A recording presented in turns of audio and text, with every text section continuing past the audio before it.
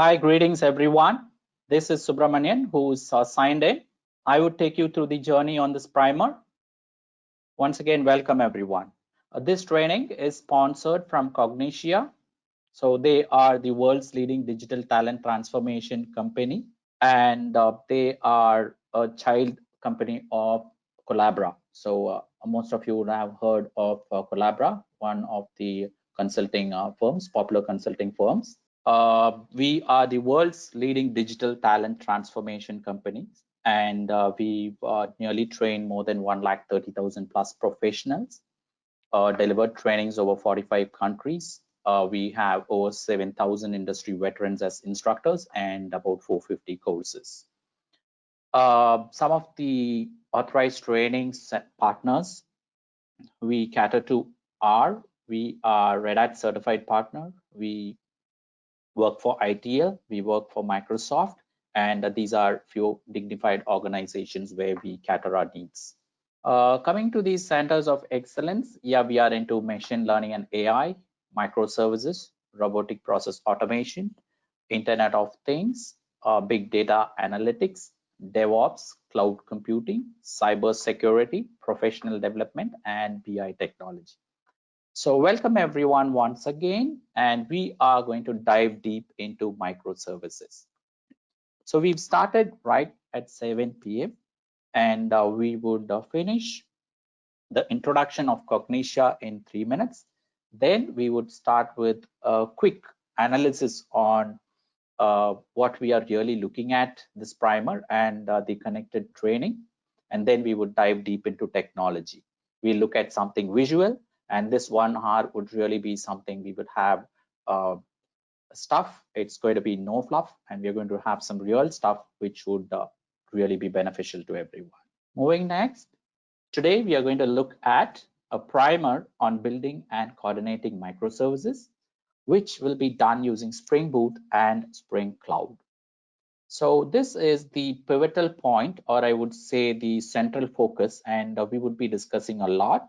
So we would have the delivery from my side for about an hour, and then we would wind up with Q&A. So the session is for a 1 hour and 30 minutes. So we are at 7:03. For 2 minutes, we would introduce ourselves. So once again, welcome everyone. Please go ahead and introduce yourself, like what you're looking at on the questions pane, or if you have something before we get started, yes, so that I would skew our ship accordingly. Hi Ashokan, very good evening. So I am looking at the questions pane. You can please post your questions. For 2 minutes, I would take them up, and then we would dive deep into microservices. Video of this session, yes, these things will be taken care by the support team. I would link you to the support team, and definitely they would be helping them out. So I am the technical trainer and a supporting person on the business front. Mohit, definitely we would see what is microservices. So the training would be in such a way that people who are aware of microservices will get something, and people who are new will also look at the depth of microservices. So the training is leveraged in putting you into the core or the mid of a project where you can really work out wonders. I would try, honestly, I would try addressing as many questions as possible. And we know, like we have nearly got nearly 150 plus participants who are tuned in, and maybe it would go up to a level. Okay, looking at what is microservices and how does it help building applications? Ajay, great. Is there any prerequisite to know before attending this session? Suman, this is from Suman. Suman, I would say this session is like somewhere right in the middle. So even if you're new, you can jump onto the boat. And if you're already doing something, you can definitely proceed further, take yourself to the next level. Are we doing it on cloud? Yes, Asokan. Yes, we are doing it on cloud, and I would show you cloud modules. So we will have something practical here. Would we have some sort of code base shared after this training? Yes, Dinesh, you will get the code base. And I would try to circulate it with the support team. In which field Yeah, I am a training consultant and I have 15 plus years of experience. I've worked for major companies like AT&T in the US, Deloitte, Royal Bank of Scotland, Synachron, nearly 25 companies. We are going to see REST versus server side. Since there are a lot of interesting questions, I'm going to put 4 minutes extra into this so that we are going to start uh, the technical session by 7:10. So this is a bit dynamic. Many questions are coming up. As it started, Tahir, now we are in the requirement analysis phase, or maybe like we are discussing on what you will get out of the session. Okay, what aspects of Spring Cloud are we going to cover? We are going to see Eureka, and we are going to see the whole broad spectrum. We are going to see an example on Eureka, and we are going to see the whole broad spectrum. What shall the course agenda? The course which is following up is going to be for 30 hours, 3 hours every a weekday. So you will have it for 5 weeks, Saturday 3 hours and Sunday 3 hours. That is the tentative schedule. Is there any framework on how to migrate physical environment from monolithic to microservices and containers? Okay, Adriano, yes, you have got several frameworks inside, and you have certain frameworks which are available on the cloud as services. Is there any basic knowledge required to begin microservices? Uh, this session is catered to literally the whole development community. So all I would say is if you have worked on Java, yes, that would be enough. Java and a little experience on web. So the primer is designed in such a way. Thanks everyone. Hope I've addressed the questions, and now let's dive deep into this. Great. So welcome everyone. We have people who are new to microservices, and I'm not putting a poll, I'm putting a question here. If you have worked on microservices, please put yes on the questions pane, because I'm also very interested in those who have worked on microservices. Oh, great, Rishabh, you have worked on microservices. Great, many of you have worked on microservices. All right, so I would say if you have worked on Java microservices, the next level would be you can connect to the front end applications, and you can also look at how to deploy them on the cloud. So you can move to the next level, and you can also look at DevOps. So I would also address something additionally over there. Great. Thank you, everyone. So now we'll go dive deep for an hour. You can pick up notes, as there will be several terminologies which would be coming up, and we are also going to see code in action. Once again, some of you have joined a little late. So thanks and welcome everyone. I am Subramanian, and I'm a training consultant for Cognitia. Great, let's go ahead. So welcome to the primer on building and coordinating microservices. So what are we going to see? How you can build microservices and how you can coordinate microservices. So when you hear the word microservices, you may be having several ideas in your mind. I would make it really simple on what is a microservice. So we would discuss in detail about what is a microservice. We will build a couple of microservices. We'll build 2 microservices here, and we'll also look at Spring Boot, and we would look at Spring Cloud. In between, after 15 minutes, I would pause to pick up few questions for maybe a few minutes, and then we would move on. So what is Spring Boot? Okay, those who are new to Spring Boot, as I said, now you can work backwards. If you have Java knowledge, it's great. I recommend you work backwards, try Spring Boot, and then try some applications which are not built with Spring Boot, meaning which are built traditionally with Spring. So we know that today's IT world is so complex that we cannot, it is agile and complex, that we cannot say like let me take my own time for a month and then update and come into the project, because the delivery is going to happen in an agile fashion, and it can happen in a fortnight or even weekly.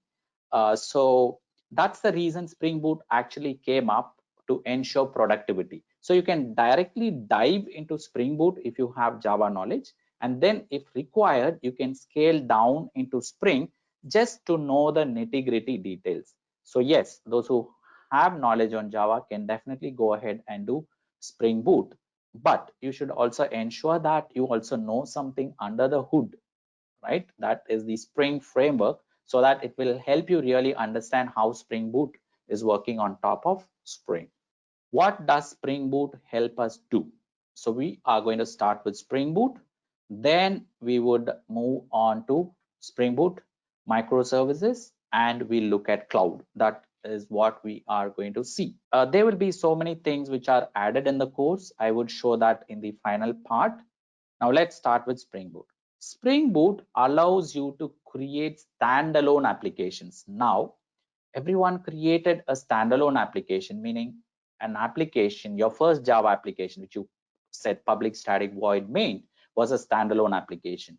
Then people would have moved into web, servlets and JSP. You would have created a WAR file and deployed it onto Tomcat server and then executed it. And you moved slowly to Spring Framework and then Spring Boot. All right.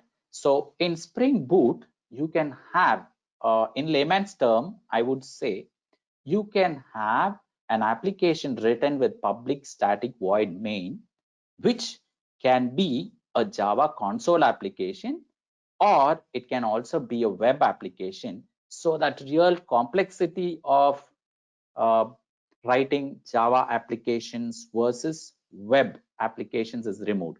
So those who had written servlets would always would know that you had written init, service, destroy, all those lifecycle methods to create an application. So you would have really wondered, to create and display a hello world on a web page, we had to write a lot of content. So things have really changed, and we know that servlets and JSPs are now migrated a lot into front-end UI like Angular applications and React applications. So what happened now is the Spring framework has turned around, and the Spring Boot came into the picture, and Spring Boot just made Java adapt to whatever is required now. All right. There may be some terminologies which are coming up. Definitely, I would address them in the QA. So the traditional process is from a console Java application. You go to web servlets and JSP, then you go to Spring, then you go to Spring Boot, and then you go to Spring Boot microservices, and then you deploy them on the cloud. So if you are you have done Java, and if you are getting to your next level, you can directly start with Spring Boot. There is no harm at all, because your future is going to be on Spring Boot for sure. Number 2 is production grade. So you can make a Spring Boot application and throw it onto the production server, and it still runs. So Spring Boot makes enterprise application development very, very easy. Spring Boot is like, you can call it as a wrapper on top of your Spring framework. And what it does is it helps you make Spring-based applications very, very easy. So for those who have worked on Spring and who have done XML configuration, you definitely know that you had many lines of code with XML. So people used to make fun during those days. Are you a Spring developer or are you an XML developer? So what happened is, slowly Spring evolved and they eliminated the entire XML. You don't need to configure much on XML, and they made it so easy, meaning the boilerplate code which is required to start your application was really heavy in Spring. So to write a simple RESTful service which says hello world, you had to do a lot of configuration. To do an MVC, you had to do a lot of configuration. So those who have worked on Spring and Spring MVC would know, you have to write nearly 50 to 100 lines of code before you run a web service and say hello world. So all these things are taken care by your Spring Boot. So you can create an application, deploy it onto a server, and instantly run it. So why is it called as Spring Boot? Spring is a framework which made enterprise application development really easy. Yes, before Spring it was EJB. So those who have worked on EJB will really know that it was super hard and complex creating EJB. That's why EJB didn't become much popular, but Spring became really popular. Now, what is Spring Boot? The name Boot itself tells that Spring takes care of all the configuration for you, right? It has an opinion. So it's an opinionated framework. It takes care of the entire configuration, and you as a developer need to get in and only type your business logic. So Spring Boot is always kind of ready for the agile world, and it is cloud ready. Great. Enables rapid development. You will see that. Allows creating standalone applications, ensure productivity with Spring Boot starters, and provides an embedded Tomcat server. 1, 2, 3, 4, 5. We have got 5 points.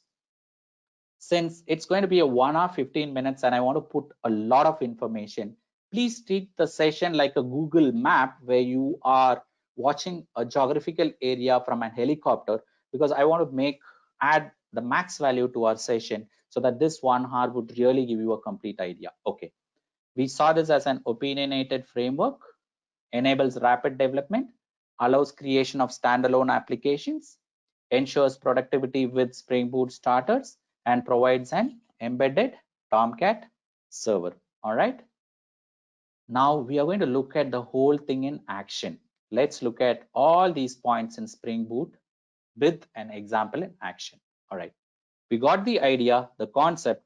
Next, let me show you a visual. So once you see the visual, you understand, okay, this is how it's going to work. And then we'll try to implement. If time permits, we'll implement and I'll write down the whole code, type out something. Otherwise, I'll show you the whole part, how it works. Okay, now we are getting into creating a Spring Boot application with a RESTful service, simple RESTful service, and you deploy it on Tomcat server, and you're going to run your Spring Boot application. Great. Let me bring my IDE over here, and we are going to explore some code. Okay. And stop this. Let's explore some code.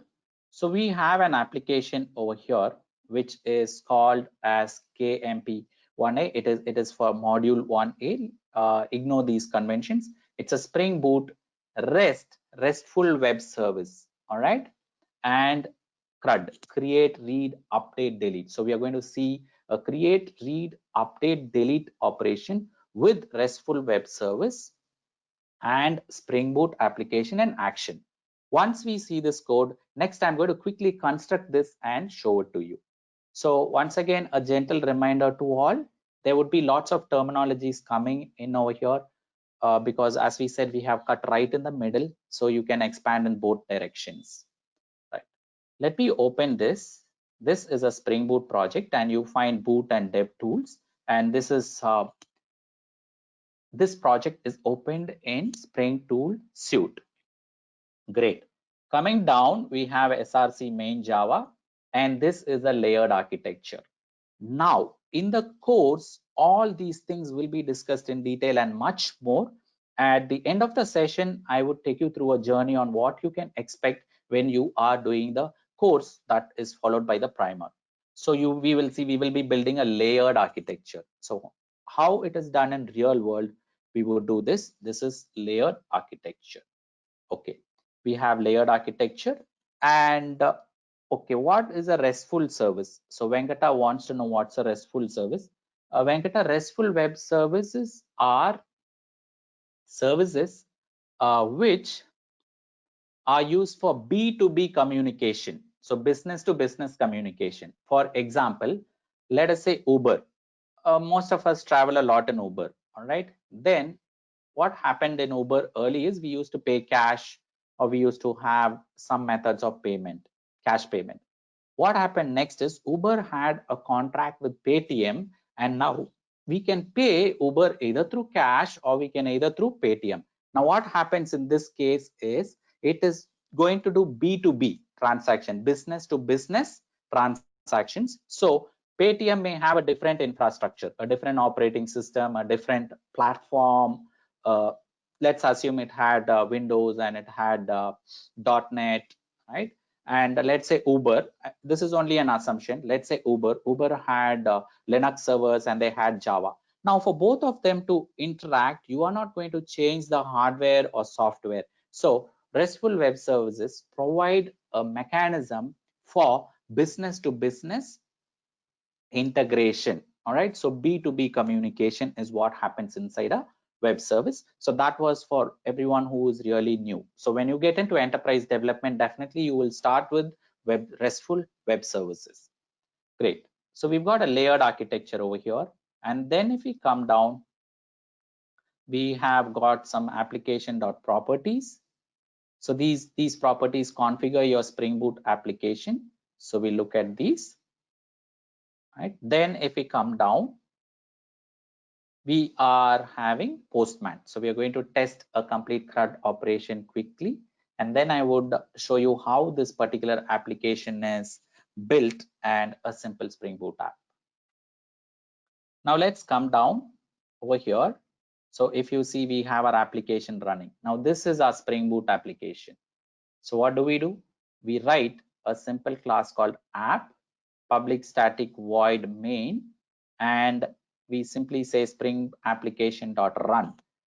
So let's not get into the nitty-gritty details over here, right? So as I mentioned, please be aware, and this is what we'll look at the course. So now if I remove this part, yeah, what happens here is this is just a plain old Java application, right? Now when we add Spring Boot application annotation, automatically it empowers this whole application with several features. So we look at what features are coming up over here. Now this is a Spring Boot application and it is going to run our app class. All right. The moment the app class executes, now Spring Boot gets into your project. This annotation actually allows Spring Boot to get into your project and it is going to scan for your controllers. Now come here. In this place, we have a controller.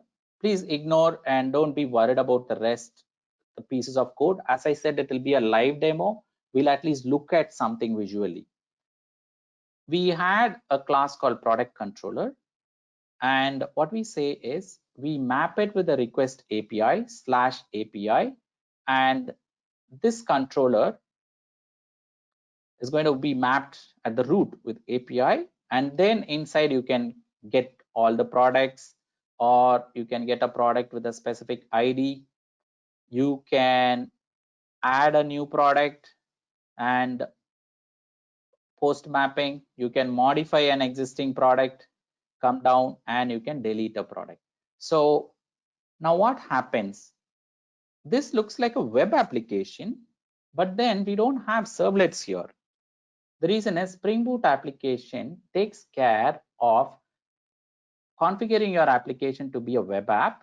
It's going to create your controllers, and the magic is it is going to deploy automatically into Tomcat. So it will have Tomcat, and it's going to, this Spring Boot application is going to contain a self-contained Tomcat into the jar file, and it is going to run on its own, meaning your Spring Boot application turns out to be a .jar file, and it has Tomcat, embedded Tomcat inside. So you can take that jar file and throw it onto Docker and not be worried. So Joanne, I think this addresses. Aditya has an interesting question. What is colors? Now this is one of the util which I had written. Generally when coming to this is one util which I had written for displaying colored output on different layers. So this is a custom API which I've written over here. So main reason is when we have a controller, when we have a repository layer, when we have a UI, the output generated inside the console from on Apache Tomcat, I wanted that to have colors so that easily we can check that. So this was only a question there because this will be really new, Aditya. Great. So we have set it up. Then we have an entity now. Simple. This is a product entity. And see, guys, we were talking about boilerplate code. Yeah. Now this is going to connect to the backend, which is your Hibernate, and we are not writing a single line of JDBC code. So this is Spring and Spring Boot and Hibernate integration inside. Okay. So it's actually having a table called products, and it is going to save all the details inside the product. So now this is the entity. Then come down, we have a repo layer. So Spring uses the repository layer to connect to the backend. So it has the product and long, and we have not written a single line of JDBC code to do the CRUD operation. So what does this application contain? It has a Spring Boot. It's a Spring Boot application, and it has a controller. Very good. We don't have, in MVC servlets, if you had written controllers, you would write servers in it, destroy all those. So this is pretty cool. Then we had a model, and look at this. We have a repository which is going to be on JPA connectivity. So it's a JPA repository which actually connects with Hibernate to the backend. So we didn't write many methods. You can write custom methods in over here. So this is the JPA repository. And yes, as someone was asking, I have written this colors util for color coding. This is just a part of customized part. So let's forget colors.java. So watch this. As I promised, it's an opinionated framework. So you should know that as soon as you put Spring Boot application, it's going to host this on a web server for you. It's going to host it on Tomcat. And what we do, go all the way to application properties. We are configuring the Tomcat port to 5555. So it is opinionated, meaning if you go in over here and you put Spring Boot application, and if you have a controller and if you put REST controller, Spring has an opinion about you as a developer, saying that if this person is writing a Spring Boot application and he has a controller, it means it's going to be a web application. If you don't have this controller, that means it's going to be a console application. So what Spring does, what does Spring Boot indeed do, is if it finds a REST controller, okay, it knows that you are going to have Tomcat in your dependency. So let's come down over here to pom.xml, right? And here down the line, we would see Spring Boot Starter Web. So the moment we give this dependency called Spring Boot Starter Web, Spring Framework understands that you need Tomcat. So it will get an embedded Tomcat into your application. And we didn't configure Tomcat anywhere. We straight away went in and just gave the port. It's working like a miracle, server.port. So this is why it is called as an opinionated framework. And to have some live experience, in flat 30 minutes, we are looking at minimal lines of code where we have really created a CRUD application. Great. Okay. Aditya, there are some files over here. Good, you are figuring this out. Since this is one of the projects which I built during consulting to explain certain stuff. These are all the D docs are all for reference. So we'll have a Postman collection which you can use handy. Okay.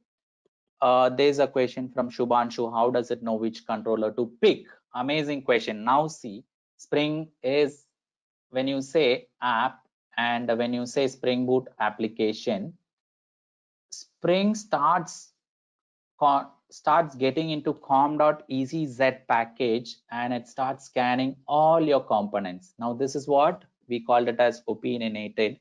And if you want to say certain packages, you can go and configure it. So by default, Spring will get here into this and configure this as a REST controller. Spring will get in over here and configure this as an entity, but this is anyways connected with the Hibernate. Let's not worry. Spring will go to the repository and it will make this scan this as a repository. When I say Spring here, I am meaning Spring Boot, right? Spring Boot with Spring. So Spring Boot is not a competitor of Spring. Please understand. Spring Boot, how would I say is, if Spring is like a car, Spring Boot is like a race car, with features, bells and whistles on top. So Spring Boot under the hood uses Spring. Next, we have the repository, everything is set up. So we have a simple application in Spring Boot, which is created, which is going to have a CRUD operation, create, read, update, delete, and we saw the different parts. All right. So what we would do now is we will spin up. So I would take you once again through the journey quickly. The pom.xml, everybody would have done Maven. So if you look at pom, you will see the configuration is minimal again over here. You're not giving any version of Spring framework because Spring comes with Spring Boot startup parent. And if you give 2.1.3, all the child modules inside Spring will definitely take the version which is specified inside the starter parent. Great. So what are the things which we added? Spring Boot starter parent, and we said Spring Boot starter web. So what does web do? Web will bring Tomcat into your dependencies. So we don't need to have an external Tomcat Maven dependencies. Scroll down, and here we go. Tomcat server is added inside for you. Great. So those who have done servlets and JSP and traditional Spring, you would know like the complexities in configuring Tomcat. Then for connecting to the backend, we have Spring Boot Starter Data JPA, and this setting will by default configure Hibernate. It will integrate with Hibernate and connect to your backend. So watch this. We will have Hibernate here. Hibernate core, we have Hibernate. So very, very easy configuration, pretty easy. So I hope most of you would agree on this. Arun, you wanted to know what is Tomcat? A Tomcat is actually a server on which you deploy your web application, right? So when you want to have a web application running live, you need to deploy it on Tomcat. So Tomcat is like the server which will run your web application. All right. So now I'm picking up some questions here soon because people were asking related to code I'm picking up. Now, what is cross origin? Somebody wanted to know what is cross origin over here. Okay. Now this question was from Atul. Atul, you want to know what is cross origin, right, Atul? Atul, by default, our application is going to run on port. Let's see the port. Let's go to the port inside our configuration. SRC main resources, application.properties. It's running on 5555. Yeah, Atul, it's running on 5555.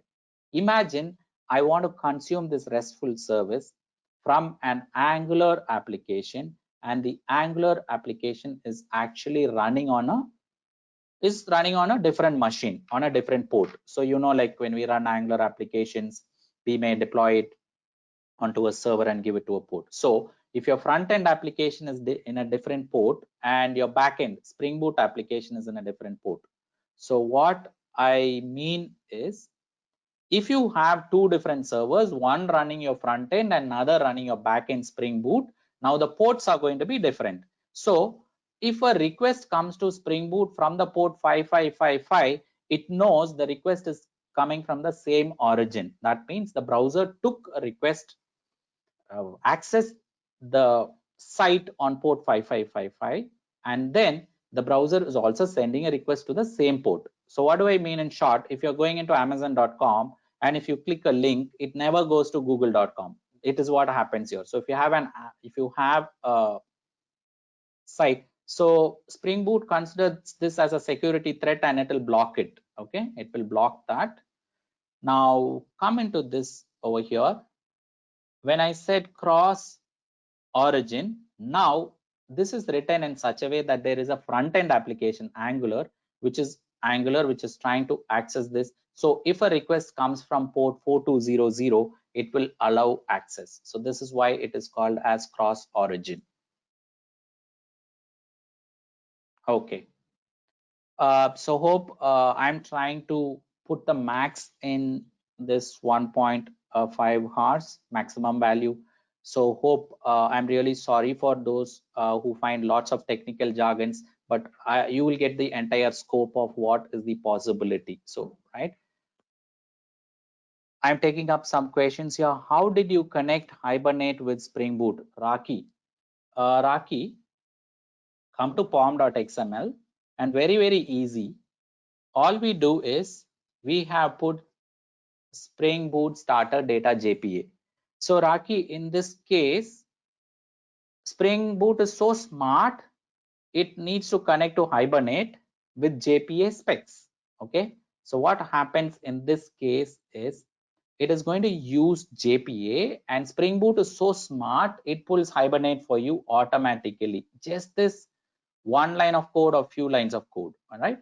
It brings Hibernate for you. Come down. I want to show this quickly. Hibernate jar. If I'm searching for that, it's always Murphy's law. When you search something quickly, you don't get it. Hibernate, not Hibernate validator. Hibernate-core is what I'm searching for. Let me go slowly here. Hibernate core. So Raki, see this Hibernate core came in. All right. Then Spring is so smart that Spring Boot is so smart that it goes in and it will check your application properties and see in this property you are connecting to MySQL, you are giving a login, you are giving a password and some other configuration. So typically this is your database configuration. So it knows which database to connect. So it's actually going to connect to my local machine 3306. It's going to connect to EasyZDB, which is running on MySQL and with the login and password. Okay.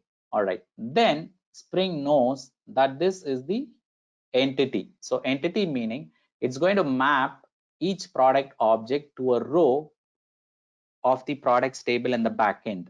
All right, this is all done. Finally, what happens is when it sees the repository layer, Spring has JPA repository, which is an interface. All right, you will write your own interface called product repository, which extends JPA repository, and Spring will implement several methods for you under this repository. So quickly to open, if you see JPA repository, we'll have several methods, and these methods are automatically populated by Spring Boot for you. That's why it is opinionated. Great. Prerna, entity is not from Spring. Entity is actually from Java X.persistence API. It is not from Spring, so it is from API. Great. Next, coming down, so we came till this. Now you go to the controller and see this. You got the repository, auto wired, and then see this method find all. This is coming from your JPA repository. Find all. See there, find all, and the implementation is written by Spring for you. Then find by ID, save, and if you look at the last one, it is also having another one called as delete product. Right? Okay. So we have come through this a lot, and I'm addressing most important questions and whichever I get. There is a question from Joanne. What does AutoWire do? Right? So what does AutoWire do? You need to get into Spring Core, and in Spring Core, dependency injection, meaning Spring is an IOC container and it performs dependency injection, meaning in short, I will put it in a line. If you say customer C equal to new customer, you are creating an instance of new customer. What Spring does for you is Spring will create the new customer, so you don't need to worry. You just say customer, my customer, and you need not instantiate it. Spring will do it. So when Spring is doing this, Spring will automatically inject the instances into your code. So that is going to be dependency injection. When you say auto wired, it means if one object is needing another object, Spring will automatically get that instance of that object and assign it to the object which requires it. For example, if I would say like you are doing a currency exchange. So, and you have currency conversion. So to convert a currency, you are checking the exchange rate. So what happens in this case is if you say auto wired, you don't need to instantiate the currency exchange. All you have to do is you have to say auto wired for the object of currency exchange, and Spring will automatically instantiate it and inject it into your currency conversion service. So that is called as auto wired. I know this is a long story short, but I wanted to really address that question. And I know it's a bit complicated too, because we need to really come from Spring core. Okay, so the application is set up. We have a REST application with few lines of code. So to quickly say, let's see all the points here. Spring Boot is an opinionated framework. It enables rapid development, allows creating standalone apps, ensures productivity with Spring Boot starters, and provides embedded Tomcat server. Okay, so where is the Tomcat server now? We didn't do anything. All we need to do is right click your application, run as Spring Boot app. So when we run Spring Boot app, we didn't attach Tomcat to this project. So automatically, if you look at this console, Spring Boot app is starting, and then Tomcat is automatically initialized to port. So you would have never seen in a web application, with servlets and JSP would have seen. You would have never seen application with public static void main act like a web application, but Spring does it. So come in, it starts the server. Then if you look, it's automatically made some connection pooling for the backend. It's loading Hibernate for you, and then it is up and running on the port. Now we are going to test this using Postman. So we are going to test in Postman, and I'll give you a minute here. So please type in if I'm really fast, please let me know, or if you are following and if you are comfortable, please put that on the questions pane. So we have seen a Spring Boot application and we have really dived deep into it. Next, in 2 minutes, we are actually going to run the application and check this out. We will run this application and check. So it is running now. It is running in the port called as, it's running in the port called as 5555. So let's go and test this. And now it's connected to the backend again. We know that it's connected to the backend, and let's check the backend features, application properties. It's connected to the backend. It's connected to a database called as EasyZDB, and the entity here, you have a table, right, which is actually your products table. So let's spin up SQL Workbench, MySQL Workbench, and here we see our EasyZDB, and there's a table called products, and we are having some products here. 1 Viktor Frankl, 3 Anthony Robbins. So we have got some records over here. Now let's access this REST API from the front end. So coming in over here, we have products and things.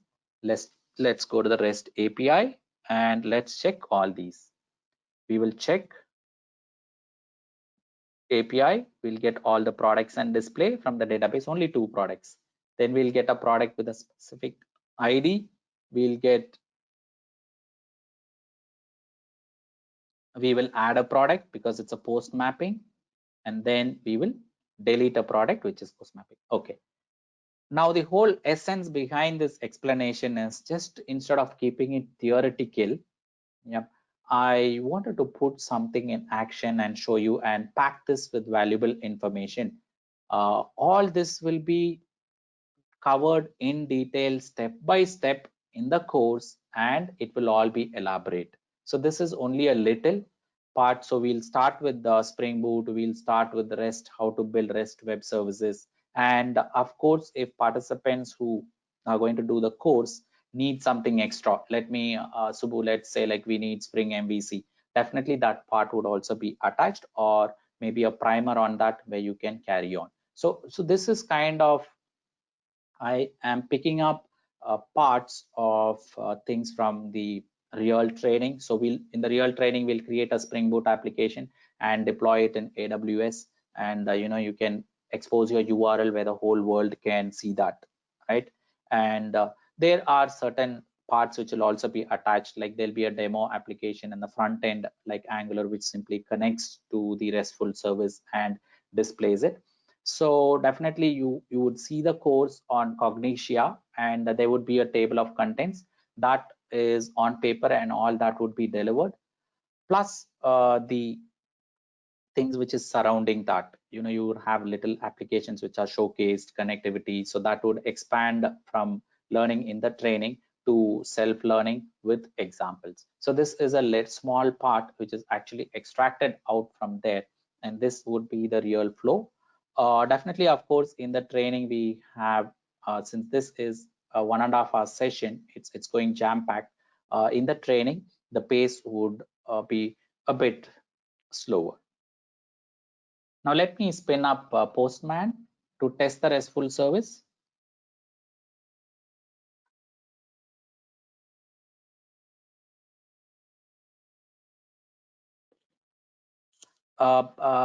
Dear all, I believe that my pace is right, and everyone's able to follow me. In case if you find it a bit fast, please feel free to send it on the comments page.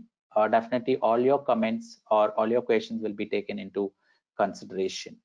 Kaushik, definitely I would send this code base across. Okay, this code base will be shared, you can connect the Cognitia support team, and you would get the code base. Great. Now let's say we have this API call. So we are going to fetch the products using Postman. So we are fetching, we are typing, we are having a get, and we are getting 2 products, 1 and 2 products we are getting. Now let's delete the product which is 3. All right, or let's add another product. Post product, we are adding a product now in Postman, and we are saying like product name. Let's change the product name. You are the placebo. You are the placebo. A great book by the author Joe Dispenza.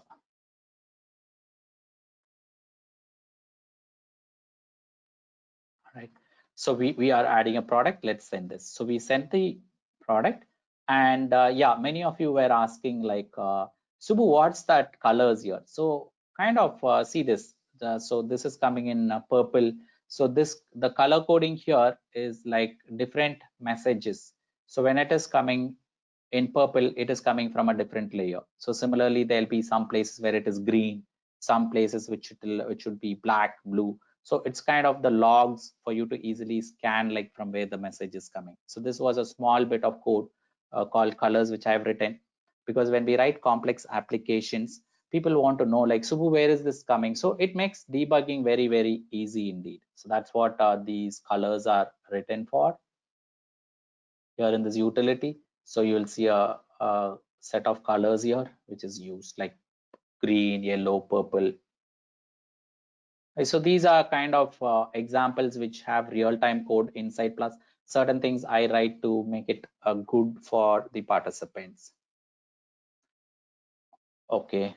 Now coming down, colors and this, let's go to Postman. We made a request, and we'll go to get products, and let's say send, right? So we say send, and look at this, we are getting a nice product called You Are the Placebo. So what we'll do next is we will say put product, and we have a product called 2. We can go ahead and update the product 2. We don't have a product 2, I guess we've deleted. So we'll go and update the product called product 4. So go to put product, and here we are making put product 4. The new book is now replaced with Awaken the Giant by Tony Robbins. All right, great, send. Okay, so it is sent and we are getting the message in RESTful service here. Great, get products and come in. Now get the products, send. So Awaken the Giant and Tony Robbins. Okay, I didn't jump too much into microservices for one reason is many of our attendees are actually looking at something new. So that's why I went into Spring Boot, more of Spring Boot and REST, because we need to really know Spring Boot and REST before getting into microservices. So it is like, you know, the green signal. Without that, we shouldn't get into microservices. Joanne, I find a question from you. Which Spring Boot version can I use? Okay. So I would come back because that's a repetitive question. So I'm catching that. Joanne, give me a minute. I'll come back.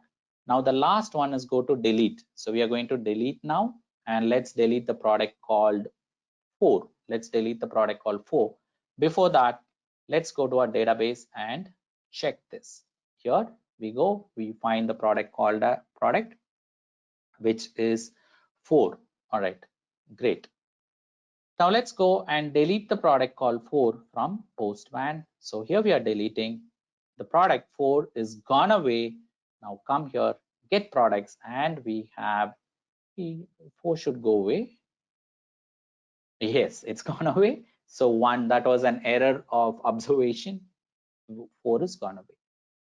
So yes, so I'll pause here for 2 minutes, right? And I've taken up questions parallelly, so I've got some more time, 10 more minutes. I can take to 10 to 20 minutes. I can take up for showing the other parts. Now, hope everybody really got a complete connect. And I know my sincere apologies to those who felt me a little fast, because what I feel in this 1.5 hour session is to completely try to put as much as possible so you can capture ideas and look at how things are working, so that from there you can take it on, and that would you know, lead to a path of excellence. So that is the real agenda over here. Great. I also appreciate everyone. There's so much energy and there are so many questions inside the session that is simply amazing. Okay, Joanne, there was another question, you have put it twice. So yeah, my recommendation here is, now go to Spring Initializer, and this is a site from Pivotal, that is the organization behind Spring Boot. If you go into Spring Initializer, a Maven project, so those who want to try Spring Boot, my recommendation is don't try any of these versions, because these snapshots will be subjective to changes. Okay, try something new and which is stable. So I would recommend go in for the last one, 2.1.7, then move into 2.2.10, then move to 2.3.4, and when you get another version which is 2.4.0, go here. So kindly start from here, because this product will be mainstream in production. This is only, you know, the people who want to go and get updated. So always start from the version which is in mass production and then move upwards from there, because this is like you will find many projects running here, and this version is for enthusiasts. Akush Sharma, I am running MySQL on my local computer. So this is how it's running. So I would show it on services. So let's get to services. And here, if we find services, you have MySQL 80. I'm running it over here. Now I would tell you what microservices are, right? So yes, we skewed the training a little bit, or we skewed the session a little bit, because I think at least 50% of us were new to Spring and Spring Boot. So if I'm going into microservices, it's going to become really kind of Greek and Latin. So that's why we skewed it a little bit. Great. Kunal, it's wonderful question. I am a .NET and C# developer. How much time does it take to learn Java? Kunal, it is all about, you know, the problems, the design patterns and practices. So get into the design patterns and really from an architect point of view, look at how it works. And then, you know, learning Java would become easy. But then the culture is very different from .NET and Java. So I was a Microsoft certified trainer working on several Microsoft products, but my favor came on more onto open source products like Java and the front end like Angular and React. So definitely you can, Kunal. It's only you know workflows. You have worked on lots of projects. So only thing is you need to do it in a different way. Okay. So I'm coming out from the question session. And now we are going to look at microservice. Okay, I would tell you what microservice actually does. Now we saw the REST controller, right?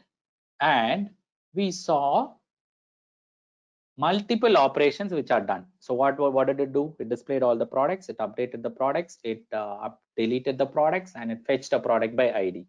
Now what happens? This is called as a monolith application. So I would come there over here. It is called as a monolithic architecture. Look at this. So all your components, like see these shapes, red, all this like get, put, post, delete, everything is there.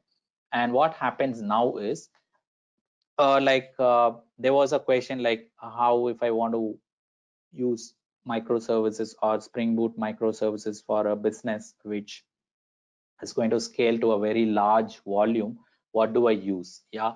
So in that case, what happens is if it's a monolith, you know, you have to make another copy of this whole project and run it. Project meaning you have to run an instance, complete instance on another machine. So imagine if you can run get, put, post, delete separately on different servers. So if people are accessing a lot, you can spin up multiple instances which is only doing get. So a microservice itself means you are kind of creating a RESTful service, but it is not going to have multiple features. It is going to have a single feature. So the main advantage of this is you can scale up things individually. So how do I tell this? It's like instead of one gigantic elephant, you have multiple ants. So what happens? You can place ants in different locations. So it's like that. Microservices architecture makes small services which can easily be scaled up and which can be easily scaled down. So it's very easy.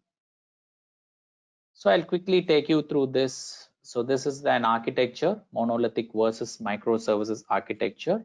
Then if we come down, microservices architecture helps you build a suite of small services. So like how we had get, put, post, and delete. Now get will be a separate application. Put will be a separate application. Post will be a separate application. Delete will be a separate application. So 4 applications are running. Now imagine suddenly people are, you give an offer and people are looking at your products and then it shoots up to 100%. So what you can do is you can just instantiate multiple instances of the microservice which is having get products. So it becomes very easy to scale up and scale down. So this is the primary part. It's the architecture, microservices versus monolith versus microservices. Now the features here are, these are built around business capabilities. Independently you can deploy. And the beauty here is, now let's say we have a team, and the team is, there are some Angular developers or Node developers, and there are some Java developers, and there are some .NET developers. So the .NET developers can do the get in .NET, Java developers can do the post in Java, and the Node.js developers can do the delete.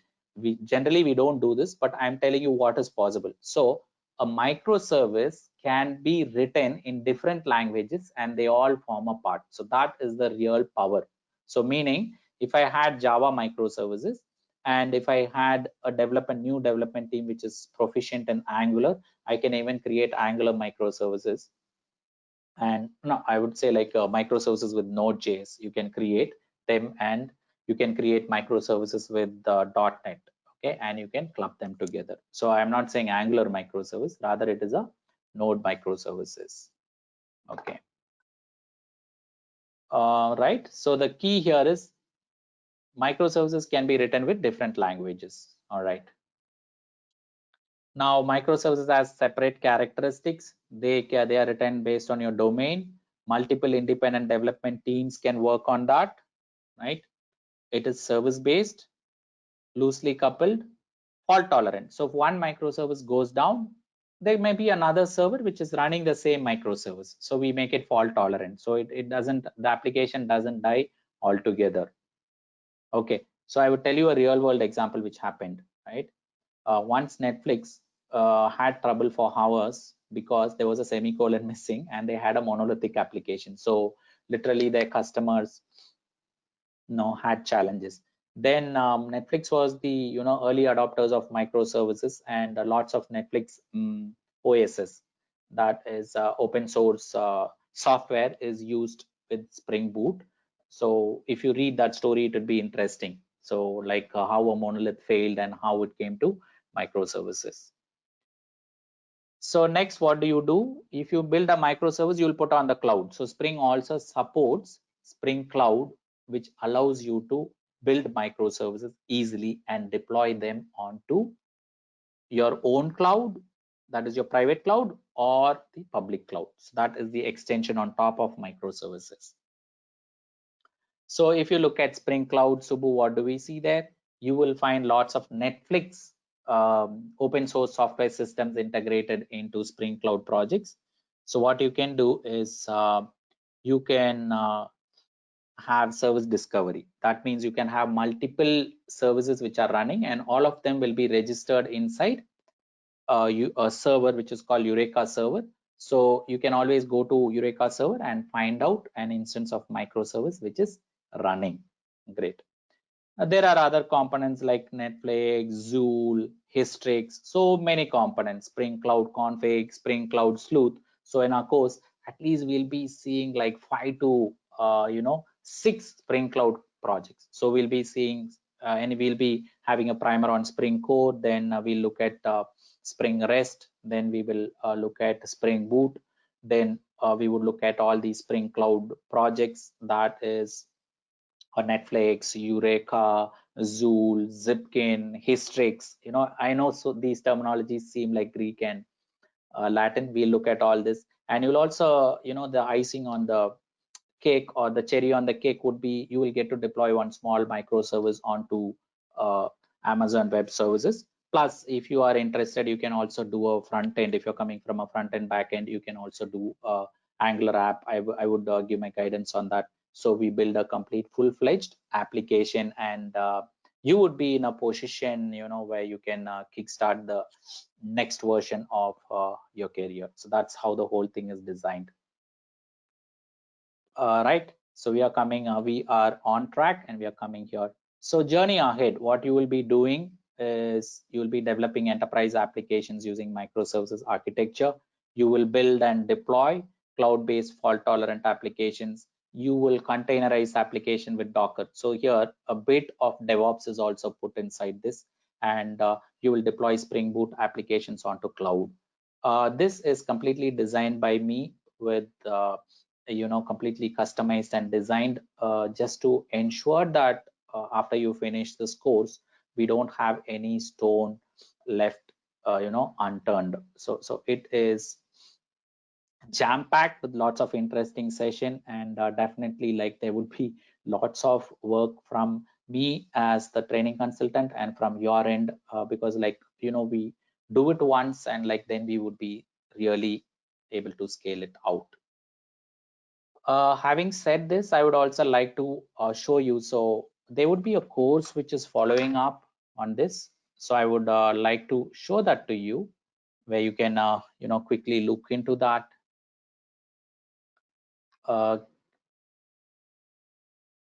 So give me a moment. I'm just bringing that course up from Cognitia. I'm bringing that. So we have Spring Boot and Microservices Bootcamp. So I have several examples also which are there, which I wanted to show. Like I had a Eureka server which is set up, and then I also had another instance of a microservice running. But then, like we've packed it with more of RESTful services over here. So in Cognitia.com, we have this one, Spring Boot, a bootcamp. Give me a moment. Spring Boot bootcamp. So maybe you could visit the site. Everything is there in detail, what you would be getting. You would be bringing your own domain. So it's like bring your device, you bring your own domain, and you would be taking the responsibility of developing a project. From the technical perspective, I would give you all the resources which is required for you to step into this world. So you can go through this part, Cognitia.com, code, Spring Boot, and microservices. And if you look inside, what you will learn, you will get these details here. And even the curriculum is in detail, everything. And this is going to be only stuff, no fluff. We'll code, and it will be test driven development. So we will break the code and we will develop. We'll break it, we'll develop. So, and if you are willing to have something, definitely I will fit that into a half an hour and have that as a primer. All right, so this is the entire content. See here, Spring Boot, RESTful service. We've just covered just a little, right? Microservices, service registration, discovery, client-side load balancing, Eureka, Ribbon, communication between microservices, implementing fault tolerance, API gateways, distributed tracing, and finally for something which is there, we would also look at, you will have a project which you will be doing. I would really like to thank everyone, and I had taken a little pace, okay, which there was a bit there was a pace here because we have really got like 150 plus participants, and I really wanted to pack in as much as information which is possible, and I think we have really come to the end. Thanks everyone, have a wonderful time.